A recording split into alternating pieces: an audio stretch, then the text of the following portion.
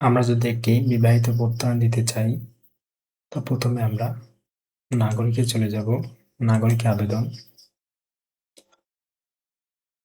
এখানে ব্যক্তির নাম, পিতা অথবা স্বামীর নাম, মাতার নাম, ব্যক্তির গ্রাম, পোস্ট, ওয়ার্ড নাম্বার এবং ফোন নাম্বার,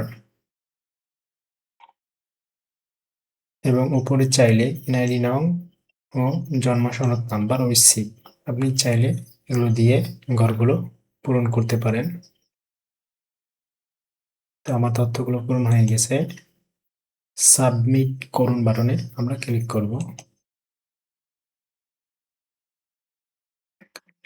তো যেহেতু আমরা বিবাহিত প্রত্যয়ন দিব, তো আমরা প্রত্যয়ন আবেদন ফর্ম অ্যাপ্লাইতে ক্লিক করব।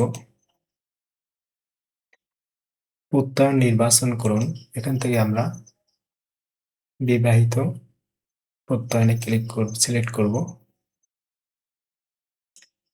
আমরা যদি ইংরেজি দিতে চাই ইংরেজি, এবং বাংলা দিতে চাইলে বাংলা থাকবে। এরপরে আমরা সাবমিট বাটনে ক্লিক করব।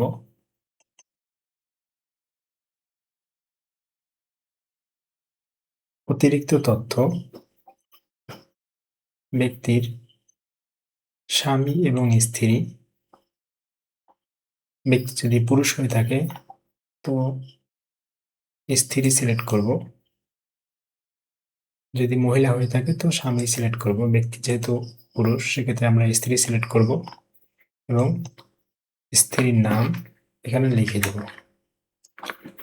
এবং বিবাহের একটা তারিখ আমরা এখানে লিখে দেব। তো আমরা তথ্যগুলো পূরণ করে ফেলেছি। আবেদন জমা দিন বাটনে ক্লিক করব।